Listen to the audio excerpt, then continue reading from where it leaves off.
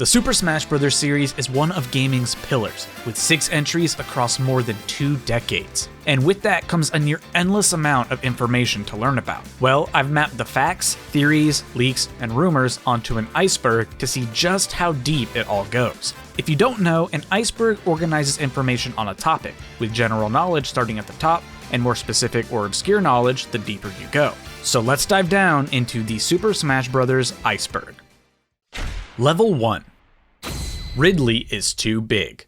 As far back as Melee, players were eager to play as Ridley, but it just never seemed to happen. In both Brawl and Smash for Wii U, Ridley instead appears as a boss and stage hazard respectively. When asked about the Space Pirate as a fighter, Smash director Masahiro Sakurai said, "I definitely know that Ridley's a much anticipated name for fans, but if we made Ridley as a fighter, it wouldn't be Ridley any longer. It'd have to be shrunk down or its wings reduced in size or be unable to fly around freely. Providing accurate portrayals of characters is something I want to pay ample attention to. Instead of going through a lot of very convoluted hocus pocus to make Ridley a fighter, I figured it'd be better to keep Ridley as it currently is, the correct way, and have it feel like a truly threatening presence." As a result of this quote, Ridley is too big became a common counter for Ridley becoming a fighter. But despite Sakurai's own words and actions, Ridley would finally become a playable fighter in Super Smash Bros. Ultimate, even debuting with the tagline of "Ridley hits the big time," a direct nod to the too big joke. To get around the size concerns, Sakurai designed the fighter Ridley after his NES counterpart, who is much more reasonable in size.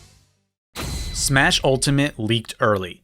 2 weeks before Smash Ultimate's release date, a retailer in Mexico received shipments of the physical game and sold copies ahead of its official release date. This led to physical copies out in the wild, and it was only a matter of time before the game was dumped and uploaded to the internet, and anyone with a modded Switch could install it for themselves. Because all of the fighters and stages were officially revealed before the game's release, we didn't get any kind of crazy bombshell information. However, smaller bits of information were revealed. Darkon existing as a boss, some of the smaller functions of the game's menu system, all of the game's music, and the way that Squad Strike functioned were some of the more notable revelations. Predictably, anyone who uploaded content from this leaked version of the game were hit with copyright strikes from Nintendo, with music channels being the biggest offenders of breaking street date. Others would also upload footage of the World of Light single-player mode, which also received strikes from the Big N. Roy debuted in Melee. During the development of Super Smash Bros. Melee, Masahiro Sakurai wanted to include some Fire Emblem representation. He actually wanted to include Marth in the first Super Smash Bros., but couldn't realize it because of development time constraints. So in the sequel, Marth was definitely going to be an inclusion.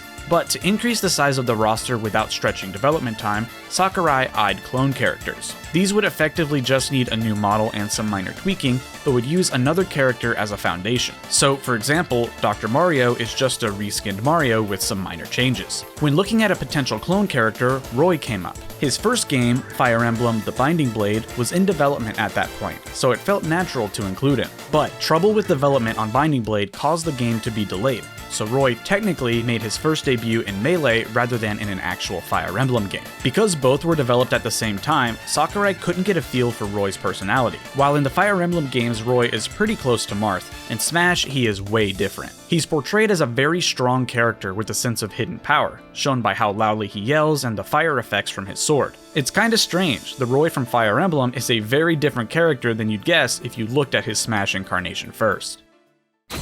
Wave dashing.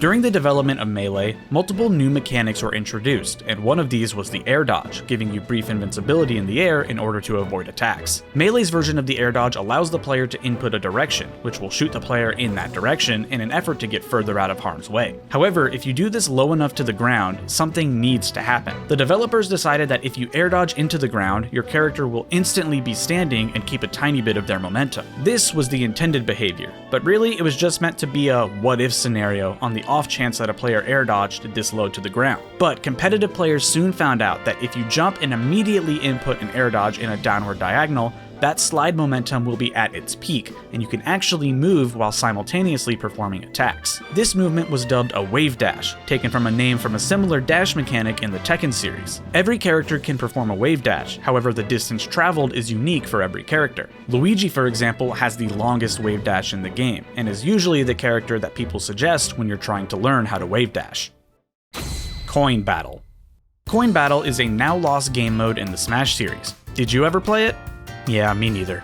Jokes aside, Coin Battle was a fun twist on the Smash Bros. Gameplay. Rather than simply fighting for the most KOs or to be the last one standing, Coin Battle had you collecting coins. Coins would fall out of fighters when they received damage, and could be collected by running through them, which would increase your coin count. But if you take damage or get KO'd, you lose coins, decreasing your coin count. The player that finished the match with the most coins is the winner. This debuted in Melee and was in Brawl and Wii U as well, but was scrapped from the series for Ultimate's release. Sakurai's Cat.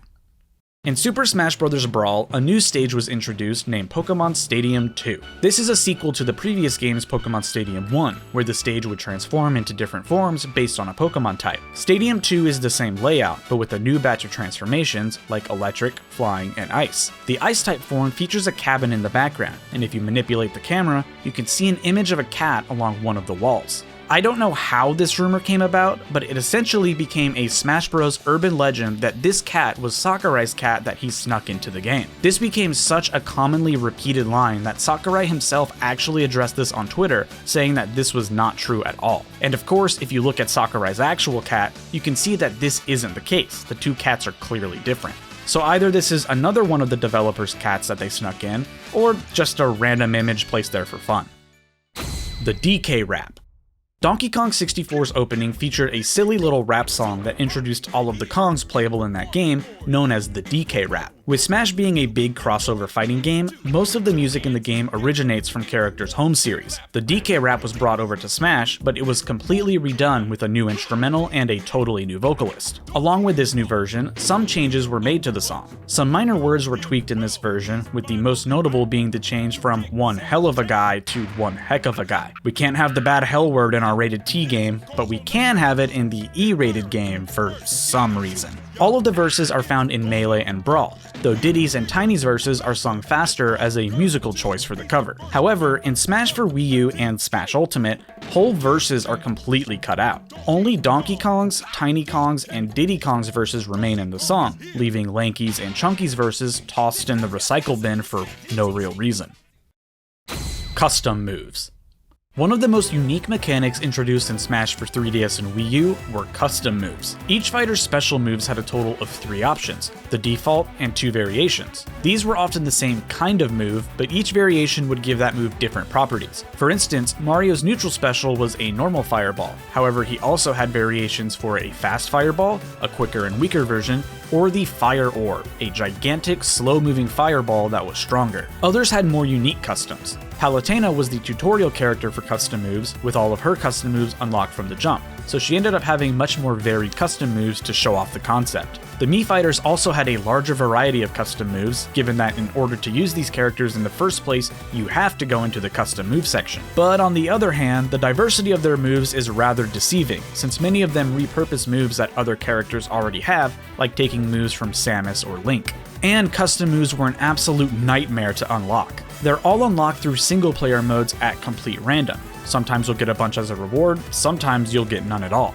And the worst part is you could get repeats. It's not like the game sees that you unlocked all of Mega Man's custom moves and it removes them from the pool of rewards. You can still earn them at the end of games, making unlocking them all take that much longer. And then once you have the moves, they're a whole problem of their own. The competitive scene went through a phase where they wanted to experiment with allowing custom moves in tournament, but this ended up being pretty controversial. Custom moves wildly changed which characters were good, to the point where some felt completely unfair. Donkey Kong's Kong Cyclone move is one of the more infamous custom moves, being an incredibly chaotic windbox with a mind of its own. Between the balance issues of these moves and the logistics headache of actually unlocking them all on every setup for a tournament, the community decided to ban the use of custom moves entirely. Sakurai seemed to agree, because none of Smash 4's DLC characters came with any custom moves, and custom moves were removed entirely from the next entry, Smash Ultimate. Palutena, for example, sort of got a combination of many of her custom moves put into an upgraded moveset. The only characters that keep custom moves are the Mii fighters, which feels right considering the whole concept of Mii fighters is customization. Outside of that, every other character only has their standard default moveset.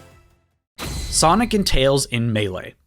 One of the most common rumors in the early 2000s was that both Sonic and Tails were playable in Super Smash Bros. Melee. The origin for this appears to be the gaming magazine Electronic Gaming Monthly. They were well known for their April Fool's pranks, and in their April 2002 issue, a small blurb appeared stating that Sonic and Tails could be unlocked in Melee. They claimed that defeating 20 enemies in Cruel Smash would unlock the duo as fighters. It showed them on the character select screen, as well as a poorly photoshopped image of them in a Smash battle. But this absolutely snowballed in a way that they could have never predicted. Many sources were citing this as fact, and kids on the playground were suddenly saying their brother's friend's cousin has Sonic and Smash, along with a level 200 Mewtwo. It spread so quickly that Nintendo Power actually included an article in one of their later issues stating that this rumor was false. While it would be easy to pick this apart nowadays, back then it became the stuff of legend, and it will easily go down in history as one of the most widespread gaming hoaxes.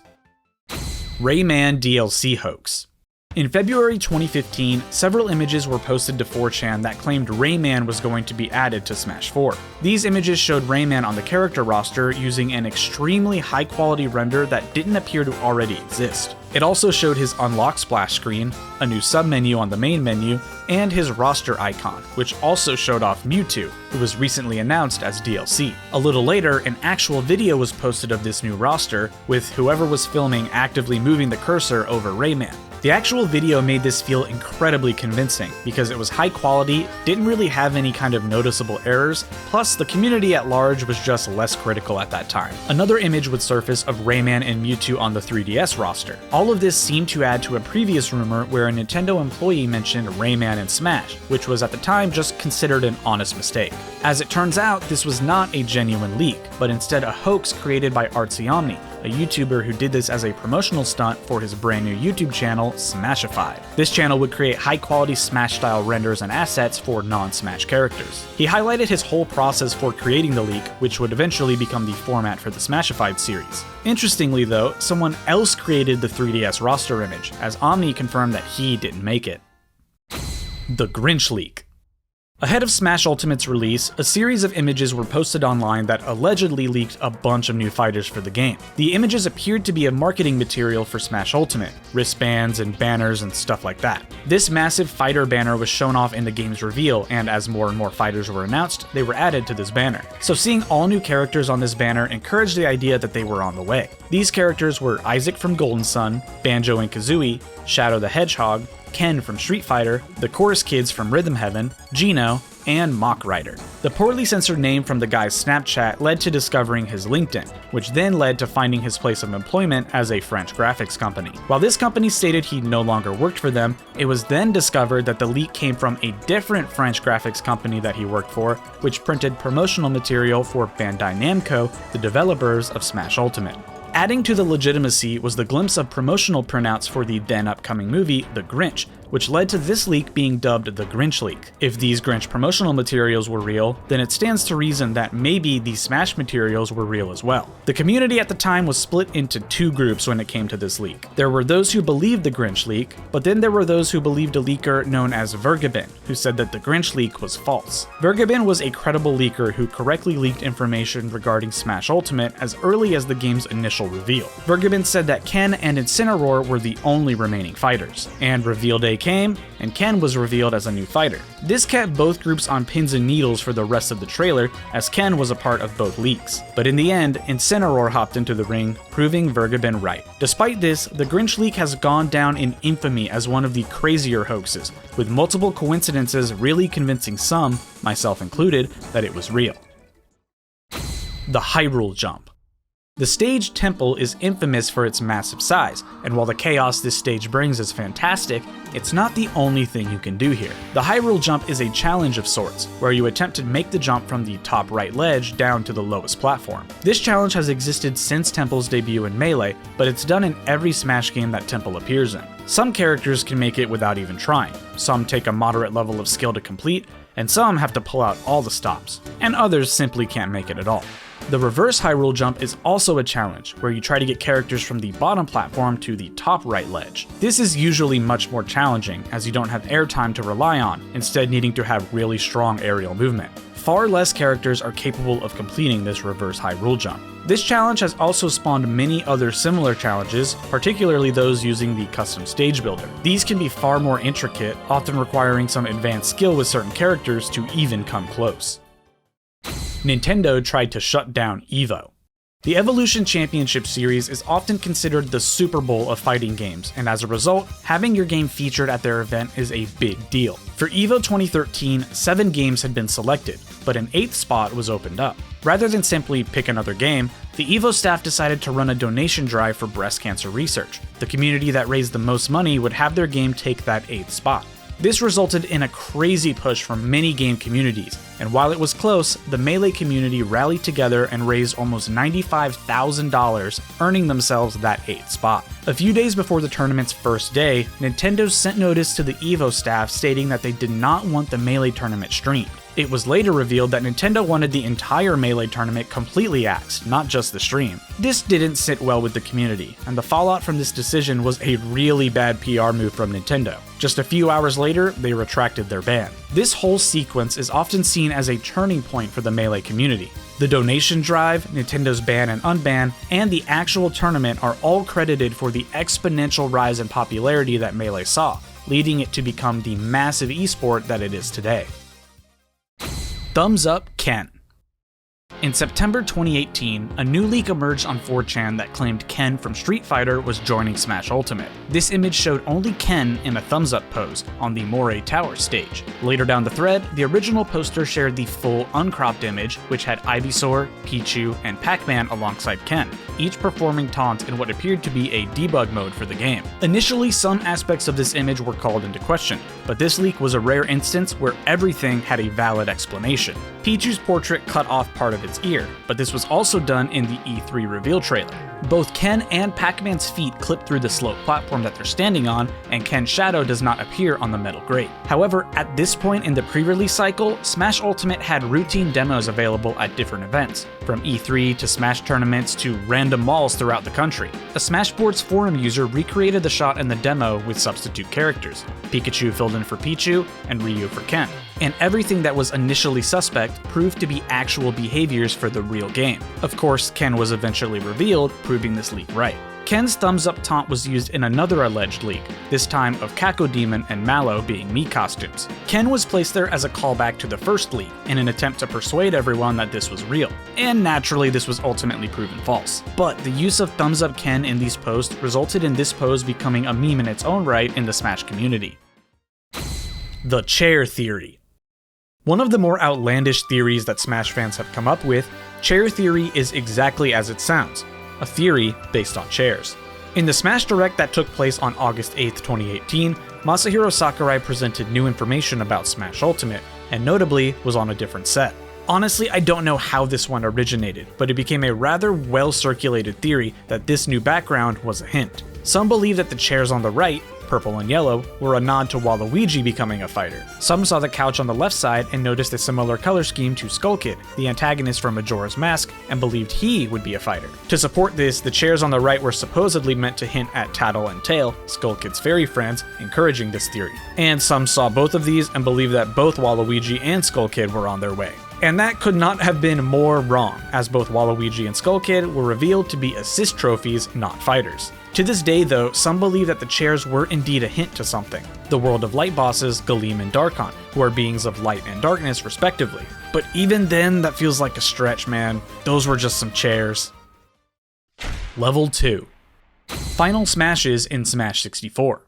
Super Smash Bros. Brawl brought with it a game-changing mechanic, Final Smashes. By breaking a Smash Ball, your character can gain their Final Smash, an ultimate move that almost always results in a KO. But Sakurai actually planned for these Final Smashes to be in the very first Smash entry. Unfortunately, the hardware of the Nintendo 64 made this difficult to actually implement, but they actually planned for it to be in the game, and they even recorded voice lines which, for certain characters like Captain Falcon, are the very same voice clips that they use today. And many of these clips are actually found in the game's data and you can actually listen to them. Come on, Blue Falcon! Sakurai shared that the voice lines Captain Falcon has used in every single Smash game were all recorded for his first appearance in Smash 64. The voice actor was never brought back for subsequent games, they just kept reusing the same clips that they already had. It wasn't until Min Min's reveal trailer that the Captain Falcon voice actor reprised his role for Smash. But regardless, it's crazy to imagine seeing these ultimate moves on the N64. Luigi's new Poltergust.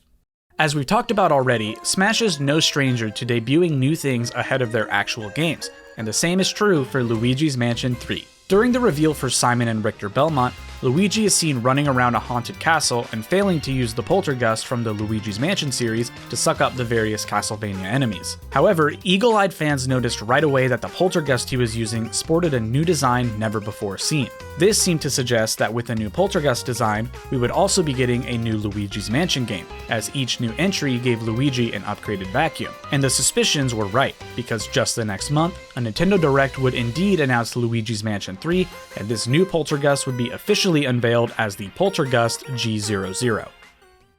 Master Hand and Crazy Hand are just a kid. Master Hand and Crazy Hand are the most well-known bosses in the Smash series. Master Hand was introduced in 64, with Crazy Hand joining in Melee, and both making appearances in every title since. The lore that's established in Smash 64 is that these fighters are actually just a bunch of toys, and the battles that take place in the game are really just a kid playing around in his room. The opening of the game explicitly tells us this. Well, following that logic, Master Hand and Crazy Hand could both be that kid fighting against his own toys. Rather than being some wild, crazy floating hand god things, it's just the kid's crazy imagination. I guess that means the opening of World of Light is that kid bringing over all of his friends just to beat the crap out of his stuffed animals. Master Hand is playable in Melee. Thanks to a weird glitch in Melee, you can advance to the stage select screen in a versus match without actually picking a character. Oftentimes, people will do this to practice their movement with just a single character on screen. However, if you do this with player slot 3, that slot will spawn into the match playing as Master Hand. That player can perform all of Master Hand's moves, though instead of using a typical Smash Bros. Moveset, you use odd combinations of the face buttons and D-pad. But all of his moves are there, from the lasers to the rocket to just the big smack attack. And if you don't do this in stamina mode, Master Hand can simply never die, because he doesn't take any knockback. The reason for this seems to be that Master Hand is the default character and the failsafe if a character isn't loaded into a match. But this only happens for player 3, because in single player mode, Master Hand during the fight is coded as player 3. Melee Online for Wii. When the Nintendo Wii was officially unveiled in 2005, then Nintendo president Satoru Iwata discussed the online capabilities that would be coming to the console, and one of the games he highlighted was Super Smash Bros. This surprised Masahiro Sakurai, as he hadn't even heard news of a new Smash game, much less been asked to work on it. But the next day, Iwata met with Sakurai to formally ask him to develop this new game, and the Denim Smash we all know and love was made. But what if Sakurai had said no? Well, Iwata had a backup plan. Instead of an all-new Smash game, Nintendo would simply port Melee to the Wii, give it online functionality, likely with some new control schemes, throw it into widescreen, and call it a day. Yes, the Smash Bros. Lifespan could have been very, very different if Sakurai had simply said the word no. The Tower of Smash. A month ahead of the release of Super Smash Bros. For Wii U, a leak surfaced on 4chan that talked about how the 3DS version of the game would interact with the Wii U version. Up to this point, we were still unsure how the two would connect. Nintendo simply stated that they would. This leak claimed that 5 secret characters would unlock when the two versions were connected: Ridley, Chorus Kids, Dixie Kong, Mewtwo, and Impa. It also mentioned which stages would appear in both versions, and some miscellaneous other game modes. However, the biggest part of this leak had to do with a brand new mode, the Tower of Smash. This leak claimed that the mode featured a 100-floor tower where you would pick 4 characters, essentially serving as 4 lives, and you would enter a gauntlet of one-on-one matches and boss battles, with varying rules and gimmicks in a push to reach the top floor. This would result in various rewards, and the mode as a whole would essentially replace event matches. Honestly, it's a really creative idea, regardless of it being completely fake. Roy and Ryu were data mined. Prior to the official announcement of Roy and Ryu in Smash 4, files were discovered in version 1.0.6 of Smash for 3DS, indicating that these characters would be in the game. These files were specifically their victory themes, which had likely been accidentally included in the patch update. Other DLC information was discovered that suggested future DLC fighters and the return of the Dreamland stage from Smash 64. The same data miner was then able to actually download version 1.0.8 before its official release, which had both Roy and Ryu's files in it. He began showing things off on Twitter, from classic mode videos to art, costumes, and trophies. Lucas was also included in this update, but this was at least a character that had been officially announced. Roy and Ryu still weren't revealed. Eventually, another data miner was able to edit his game and place the DLC fighters data over Mario, allowing him to play these characters early in a weird roundabout way. The stream highlights were uploaded to YouTube and covered by big Smash News channels, and Nintendo would copy strike all of these, blocking them worldwide. Eventually, Roy and Ryu were revealed and released on the very same day alongside Lucas, which explains why the 1.0.8 patch had their files ready to go. But this would serve as an important lesson for Nintendo on the lengths that people will go to in order to play characters early. 15 missing stages. Super Smash Bros. Ultimate has an ungodly amount of stages, both new and returning, but there are actually 15 past stages that are completely missing from Ultimate, lost to time in their home games. And some of these make sense. Sector Z from Smash 64 was spiritually replaced by Corneria in Melee and onward. It's the same effective concept, just has a slightly different execution. But then there are some like Woolly World or Orbital Gate Assault that really don't have much reason to be missing, they just are. One of the most tragic losses was the Miiverse stage. Originally this was in Smash for Wii U as a complement to the Miiverse social network, where different posts could appear in the background corresponding to the characters being used. Miiverse as a network was officially shut down in 2017, so it wouldn't make sense to bring this over to Ultimate. But man, that was an insane time to be playing Smash. Bowser, Mewtwo, and King Dedede in Smash 64. I mentioned Marth being considered for Smash 64 earlier, but there were also 3 more characters planned or partially developed for the first Smash Bros. Title. Bowser was planned to be in the final game, with Mario creator Shigeru Miyamoto even name-dropping him as a playable character during an interview. King Dedede and Mewtwo were also planned to be playable, however time constraints required them to be scrapped. Outside of Miyamoto's interview, these 3 were confirmed to be scrapped fighters in an informal poll on the Japanese Smash Bros. Site. Players could vote for their most wanted fighter in a hypothetical Smash 2, and a footnote confirmed these 3 were intended for the game. Wario in Melee.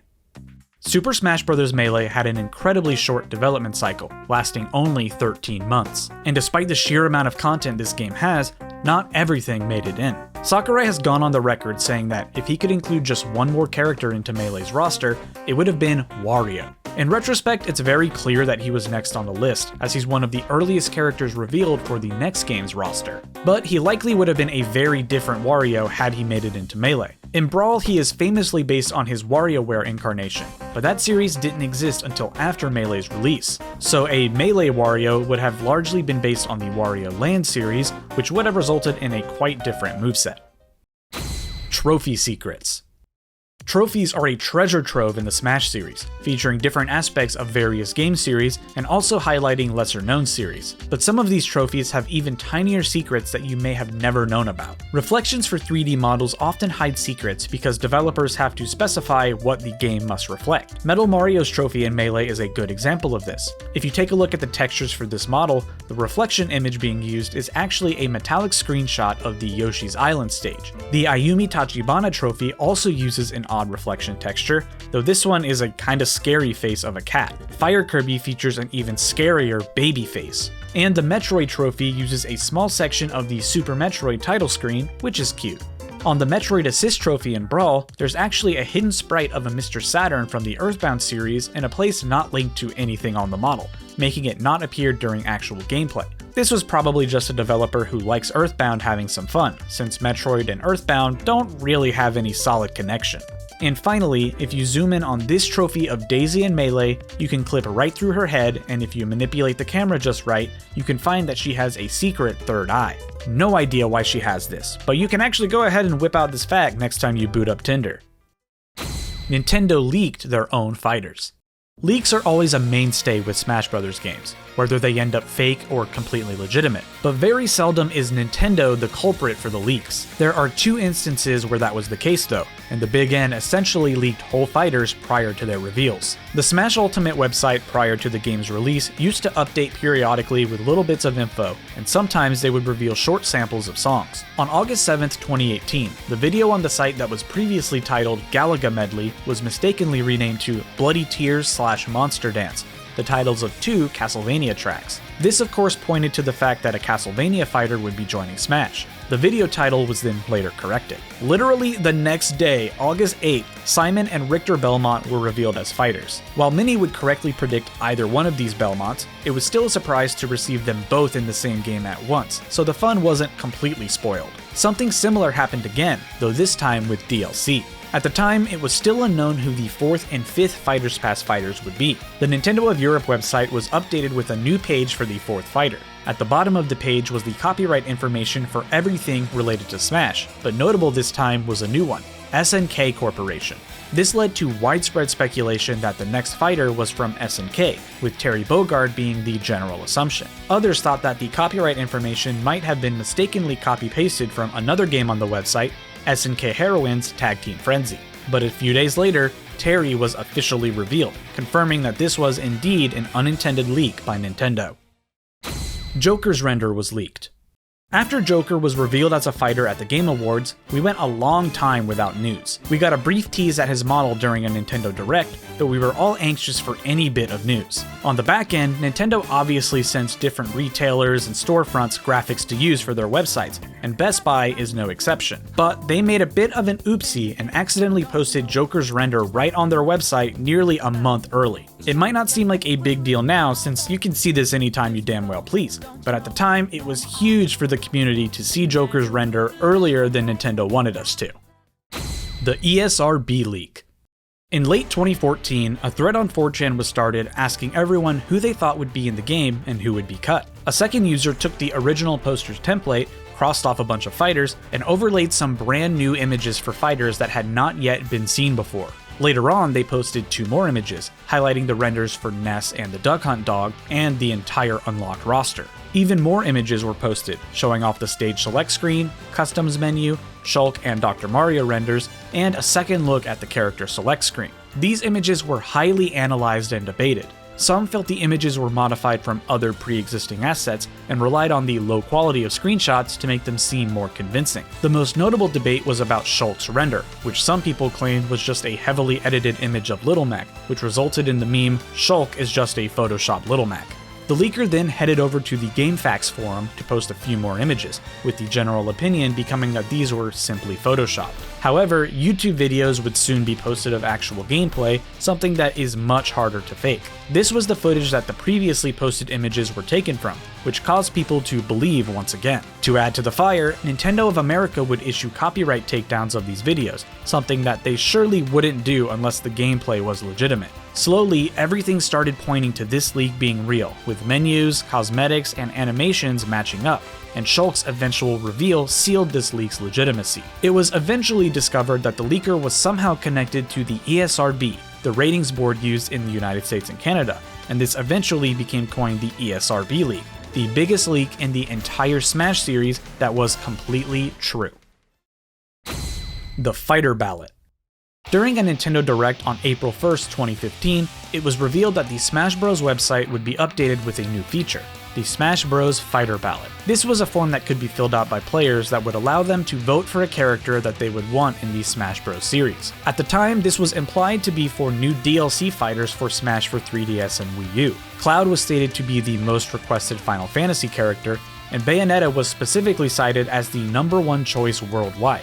But see that funny little asterisk down there? They specifically say realizable characters, and many felt that this was some very specific language. And years later, we would ultimately learn why they used some legalese on us here. Sakurai revealed that Sora was actually the most requested fighter on the Fighter Ballot, and that Banjo and Kazooie followed Sora. This seems to suggest that the Fighter Ballot's data was actually used to influence the fighter choices for Smash Ultimate. The project proposal for Ultimate was presented the very same day the final Smash 4 presentation took place, so there was a bit of overlap on development of both, so the timing lines up pretty well. The Sephiroth Challenge.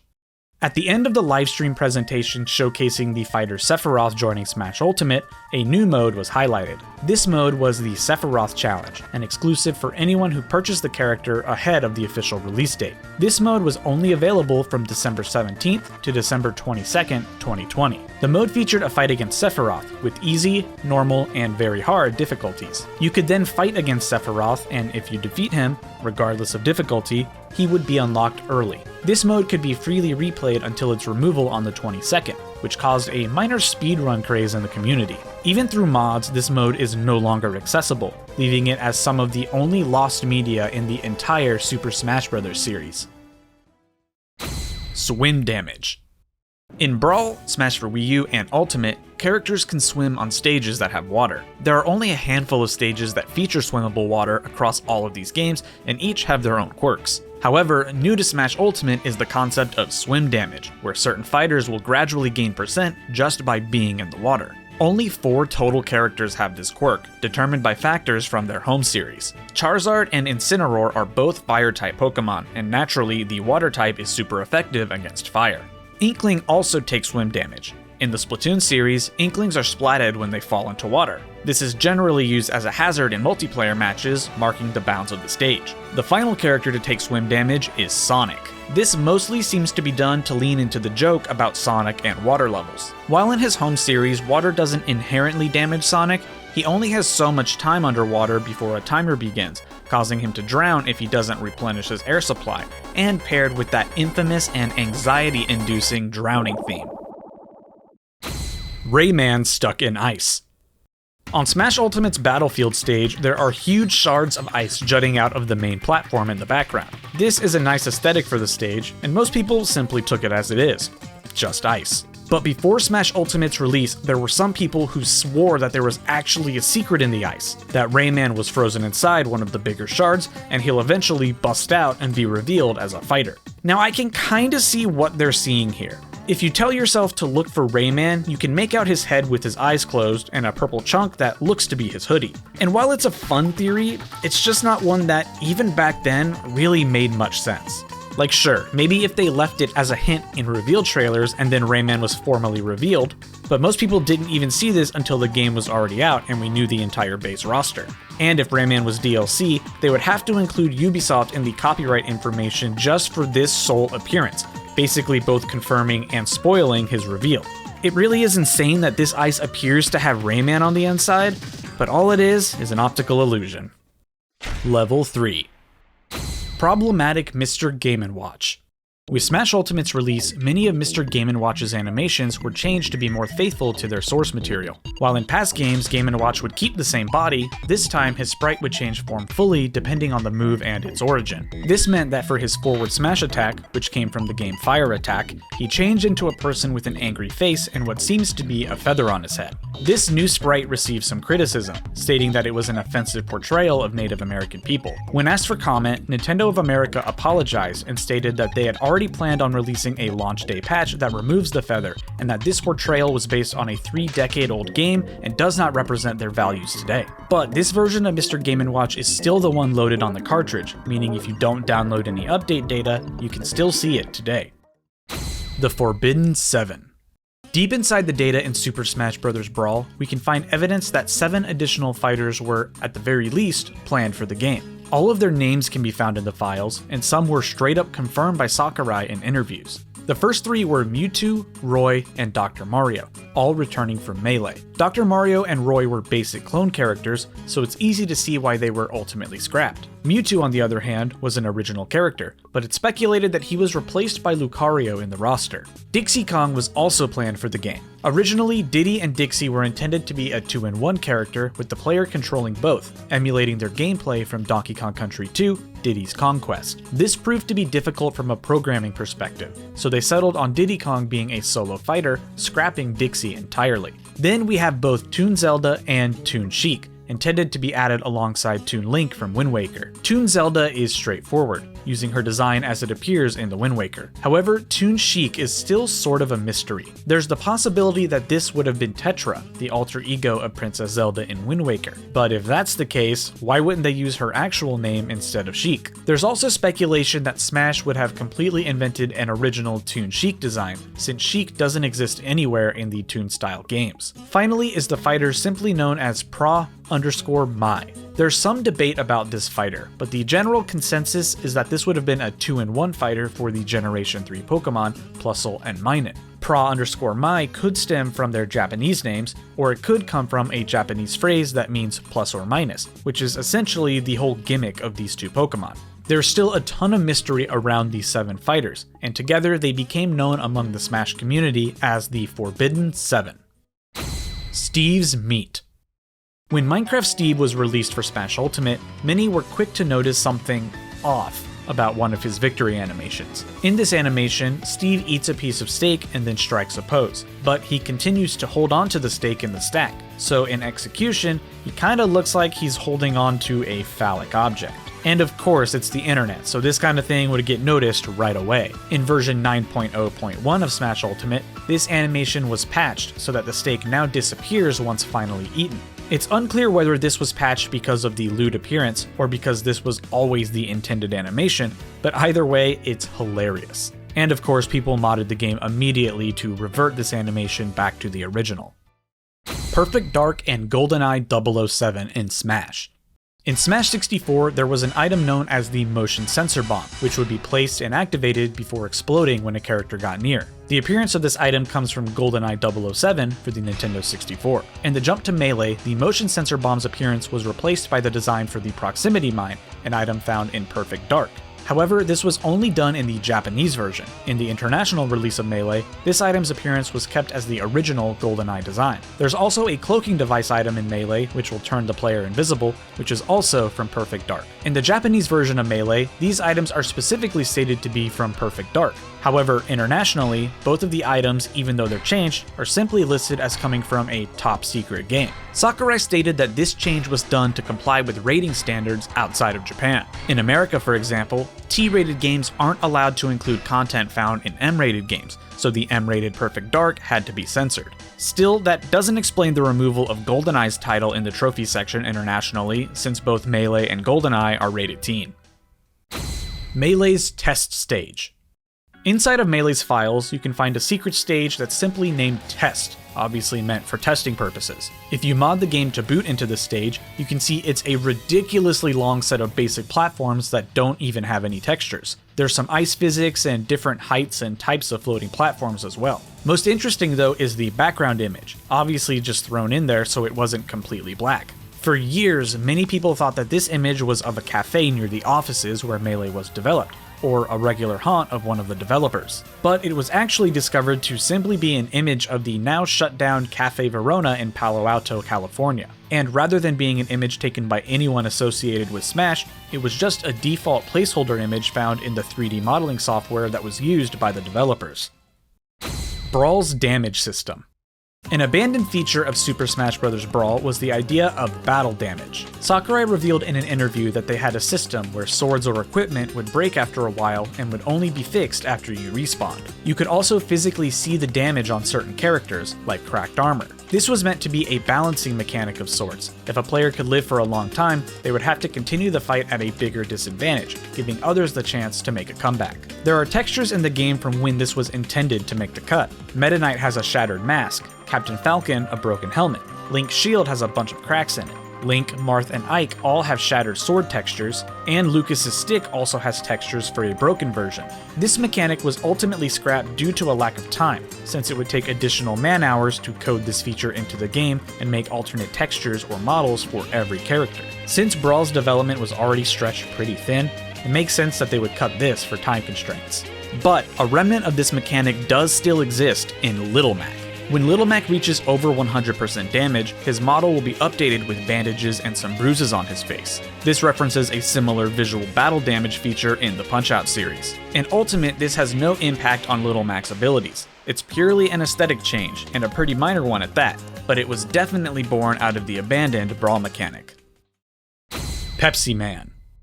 When the game that would eventually become Super Smash Bros. Began development, it didn't have any Nintendo characters in it at all. It was meant to be its own type of fighting game, and as the actual gameplay was being fleshed out, the character models were pretty much these blank mannequins that used different colors. Many people will know that this game was originally titled Ryo, or Dragon King, the fighting game. However, this was the game's second name. The initial codename for this game was Pepsi Man. Pepsi Man was a mascot for Pepsi Japan. He had multiple appearances, but was mostly a sort of blank guy used to advertise for Pepsi. They even made a Pepsi Man video game for PlayStation, which was not released outside Japan. However, the similarities between Pepsi Man and the mannequin characters used for Dragon King gave Sakurai inspiration for this codename, and they would refer to it as Pepsi Man for a short time. Onette's Rice Ball. We've already talked about a stage Easter egg in this video, but that one can be found during normal gameplay. This next one though, found in Melee and Brawl, can only be found using hacks. On the Onett stage, if you use a FreeCam mod that allows you to move the camera anywhere, you can aim it for this particular bush. Just behind the bush is a rice ball, or as we Westerners call them, jelly-filled donut. Like I said, this is in both Melee and Brawl. However, in the upgrade to HD with Smash for Wii U and Ultimate, this rice ball is tragically missing. I guess someone just got really hungry and decided to eat it, even though it's been on the ground for a decade. Scrapped Rhythm Heaven Fighter. In the data for Smash for Wii U, a database of fighter emblems can be found, which the game accesses for use across the whole game. These are typically categorized first by game series, and then the reps from that series are inside. Among all of the actually used series names, an unused Rhythm series exists, completely empty. At the time, a well-known leak called the Gamatsu leak cited that the Chorus Kids were going to be a fighter in the game. This leak got most things right, but it had a handful of inaccuracies. There are some that speculate that this leak was genuinely real, but it was based on quite old information that the developers changed later down the line. With these two things combined, many conclude that the Chorus Kids were indeed meant to be an actual fighter in the game, but were scrapped for an unknown reason. But at the very least, we can assume that some kind of Rhythm Heaven fighter was originally planned based on the icon's existence. Japan exclusive trophies. There are 3 total trophies in Super Smash Bros. Melee that, unless you live in Japan, are impossible to unlock. Well, you could mod your game or use cheat codes to get these, but that doesn't really count. 2 of these trophies could only be received by going to in-person events. A Toys R Us Smash tournament circuit took place in Japan in 2002, and one of the activities at the event allowed players to bring their GameCube memory cards and receive exclusive trophies. Mario and Yoshi, using their in-game models but based on their Super Mario World appearance, and Samus Unmasked, her earliest appearance in 3D. The third trophy is a basic unlockable exclusive to the Japanese game. The Tamagon trophy comes from the also Japanese exclusive game, Devil World, which Melee incorrectly calls Demon World. This NES game was never released in North America because Nintendo of America had strict content policies surrounding religious iconography. Likewise, while the trophy is still on the disc for Melee's NA release, the unlock criteria has been disabled. Oddly though, Europe did get Devil World, but the trophy was completely removed from the disc in their version of Melee. The Depths. Unused music in Brawl. Back to data found inside Brawl, there are quite a few background songs that ultimately didn't make the cut. While all of these songs are empty and thus can't be played, we can still gather a bit of information about what these tracks would be. As big a game as Smash is, the developers need to ensure they stay organized, and so every track contains a prefix that indicates the series it comes from, followed by a short name for the actual track. As a result, most tracks give us some information to work with. For example, this track. The A prefix is set for all Mario series tracks, and the MLRPG02 suggests that this is the Mario & Luigi series. In Japan, Mario & Luigi Partners in Time is known as Mario & Luigi RPG 2x2, so we can reasonably conclude this would have been a track from Partners in Time, though which one is unknown. Many of these only give us a hint at what series or game this would come from, but there are a surprising number that didn't end up being used. It's unclear why they went unused, but the easy answer is possibly file size limitations, though in some instances there could have been copyright concerns as well. Toby Fox played competitive Melee. The creator of the massively successful Undertale, Toby Fox, used to be a part of the competitive Melee community. He appeared on a competitive Melee-focused podcast, The Scar and Tove Show, to talk both about his time in the Melee community as well as Undertale. During the podcast, he mentioned a tournament set that was actually recorded, where he competed under the tag Radiation. This particular set was just 1 year prior to Undertale's initial release. Years later, Sans from Undertale would appear in Super Smash Bros. Ultimate as a Mii Fighter costume, bundled with an exclusive remix of the track Megalovania by Toby Fox himself. During one of these Sakurai Presents streams, Sakurai shared that Toby Fox actually got to visit him at his house, where they talked about both Smash and Undertale, and played Smash Ultimate together, where the two were about equal skill level. As a Smash fan, this had to be an insane full circle moment for Toby Fox, where he went from a fan of the game to playing with the creator and having his original character included in the series. Sheik listed before Zelda. Smash Ultimate's character roster is sorted by each character's fighter number. This can be found on the Smash Ultimate companion website, where each fighter is sorted in order. A really strange quirk about Zelda and Sheik though is that Sheik is actually listed as number 16, while Zelda is number 17. This seems backwards when you consider the history of the two characters. Zelda appeared as early as the first Zelda game in 1986, while Sheik didn't debut until Ocarina of Time in 1998. Well, it all has to do with the reveals of each fighter. If we go back to the reveal of Super Smash Bros. Melee in 2001, we only get hints or glimpses of both Sheik and Zelda until this very moment. And in this scene, Sheik is formally revealed, and it isn't until this scene a few seconds later that Zelda makes her first actual appearance. So, based on the reveal trailer, Sheik showed up before Zelda, but just barely. And if you track the rest of the fighter roster, their order pretty much lines up perfectly with their formal reveals. So it has nothing to do with when the developers formally decided on adding them to the game, but rather when they were actually shown to the general public. That one guy's broken copy of Smash 4. On the Smash for Wii U Miiverse community, a user named T-Man posted a sort of weird glitch screenshot of Yoshi and asked for help because every single character looked like this. He continued to post different screenshots of his game with different characters on Miiverse, begging for any advice. Later on, he would start filming some of his gameplay showing these models off, and indeed, literally every single character in the game was broken, including DLC. It's possible his console's broken, because allegedly he purchased a second copy of the game, and this issue continued to happen no matter what. And I don't think anybody has ever come forward able to replicate this, so this guy's copy or his Wii U is just unique. Smash's oldest rep. The Smash series is no stranger to very old representation, always finding creative ways to include gaming history where they can. When Pac-Man was revealed, he was touted as tying for the oldest fighter in the Smash roster, with him and Mr. Game & Watch debuting in 1980. However, outside of just the fighter roster, we have even older representation. Color TV Game 15 is an assist trophy based on a game console released by Nintendo in 1977. This was effectively a Pong clone, which was a common trend for game manufacturers in the 70s after the release of the original Pong. And the next oldest rep, which is an actual character this time around, is Sheriff, the player character from the game Sheriff, which was released in 1979. It's really cool that Smash often looks at newer franchises, but including some of the oldest Nintendo properties truly makes this feel like a celebration of gaming. Jane's ponytail.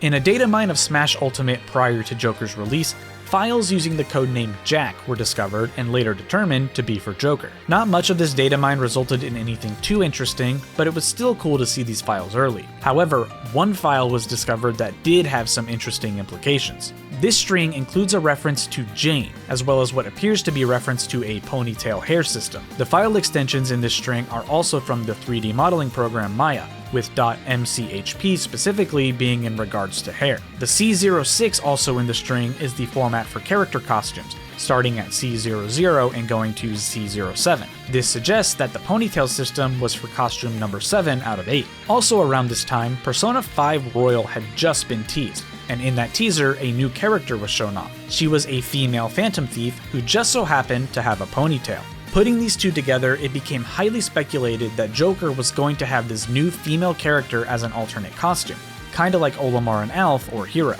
But Joker was showcased and released, and this Jane was nowhere to be found, and in fact doesn't seem to be used in the game at all. Many still theorize that this female alternate, Kasumi, was originally intended for the game, but for some reason was left on the cutting room floor. Captain Falcon's unused gun. In every single Super Smash Bros. Game, Captain Falcon has a holster with a gun in it that he straight up does not use in his moveset. In Smash 64, this was just a triangle, but from Melee onward, there's an actual pistol in there. This actually comes from his appearance in the F-Zero series, but I guess it makes sense that he isn't just using his gun randomly in a racing game. He does use it in the instruction manual for F-Zero, but really, that's it. Though when making his Smash moveset, you'd think they would see that gun and immediately think of ways to use it for an attack. But I guess Captain Falcon wants to do damage right now, right this second, and the guns are just too slow for him. Sans' unused eye. When Sans was added to Smash Ultimate as a Mii Fighter costume, people of course immediately dove into his files. They discovered that on the Sans costume's hat, there's a strange section on his textures. We can see a bright blue section right here, which goes completely unused in the final costume. However, its location seems to suggest that it would have been around his eye, suggesting that his famous blue eye was at some point going to be a part of his costume. There's also an additional image that Smash Ultimate uses that suggests this section would have glowed brightly, similar to his Gaster Blaster arm. It's unclear why this wasn't used in the final costume, though it's speculated that this could have been used for the Perfect Shield or Final Smash eyes. Melee's Topi Trophy. Localization happens with every game, but this one is a little unexpected. In the Japanese version of Melee, a little blue seal enemy appears on the Icicle Mountain stage in the game's adventure mode, and occasionally out of boxes in versus mode. These seals are called Topis, and naturally they originate from the Ice Climber series. In international versions of this game, however, the Topi enemy is changed from the seal to this small Yeti-looking creature. This is done everywhere in the game, from the actual enemy to its collectible trophy. This change actually stems from the Ice Climber game itself. In the Japanese version of the NES game, these enemies are the seals, while internationally they are Yetis. This change was possibly done to avoid controversy concerning seal hunting. It's possible seal hunting was also the concern when they made this change for Smash, or it's possible that they just wanted to keep the Topi's appearance consistent depending on the region. The 3D Flying Man. Flying men are enemies found in the Earthbound series, specifically found in the land of Magicant. A Magicant stage was created for Smash for 3DS, and the Flying Men make an appearance as a stage hazard. Players can recruit them, and they'll fight enemies on their behalf. In the final version of the game, the Flying Men simply use their 2D sprites from Earthbound, however this wasn't always the case. A pre-release screenshot of the Magicant stage reveals a 3D model of the Flying Man alongside its 2D sprite, fighting next to Wii Fit Trainer and Mario. During a few interviews, Sakurai shared that the original plan was for the Flying Man to appear as a 3D model, however this put some strain on the 3DS hardware. As a result, they instead went with the 2D sprites, which they concluded looked better anyway. However, they already made the 3D model, and it would have been a shame for it to go to waste. So instead, they made some modifications and ended up repurposing the model as a costume for the Mii Brawler. The Ice Climbers chant. As everyone knows, the Ice Climbers had to unfortunately be cut from Smash for 3DS and Wii U. This is because Sakurai wanted both fighter rosters to be exactly the same, and while they worked just fine on the Wii U, they couldn't get the Ice Climbers functioning on the 3DS. They definitely tried, but in the end it was just too strenuous for the hardware. But a remnant of their work on the Ice Climbers still exists. A glitch was discovered by a player during a match where they played as Villager against 3 enemy Dr. Marios. A chant begins, but instead of being either Villager or Dr. Mario being shouted out, instead they chant Nana and Popo.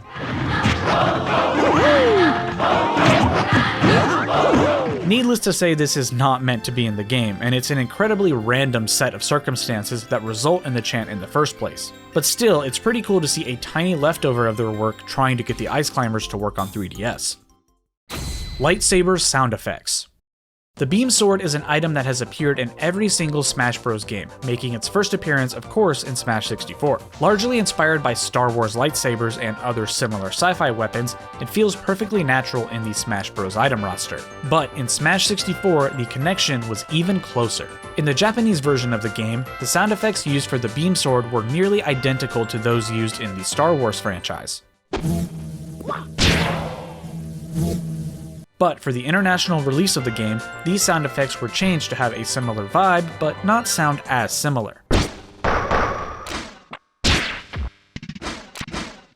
It's possible this was done to avoid any copyright disputes. While it's highly unlikely these sound effects were used without permission for Smash, they probably felt it was best to change the sounds to avoid the issue entirely. Alternatively, they may have wanted to avoid players thinking that the actual Star Wars franchise had some representation in Smash. Sakurai playing Smash. And now let's end on a fun one. On a Japanese television program, a Super Smash Bros. Brawl challenge was issued to one of the participants. However, instead of playing against a random person like she originally thought, Sakurai makes a surprise appearance and reveals that he is her opponent. She plays Lucas, while Sakurai ironically chooses Ganondorf, the undisputed worst character in all of Brawl. The match appears close, and it ends in a sudden death scenario where Sakurai emerges victorious. It's not often we get to see Sakurai actually playing Smash against people. More often, he's talking about the game itself and playing in the single-player modes. But we did get to see this one other time. At E3 2018, the Nintendo Treehouse team hosted streams all throughout the event of the new games that they revealed, and of course, one of these was Super Smash Bros. Ultimate. For the first showcase segment, several Nintendo employees played Smash alongside Sakurai, showcasing new stages, characters, and items. In the first match, Sakurai played Link, and in the second, he played Ike, and he ended up winning both sets. It was kind of a rare opportunity to see Sakurai in true gamer mode.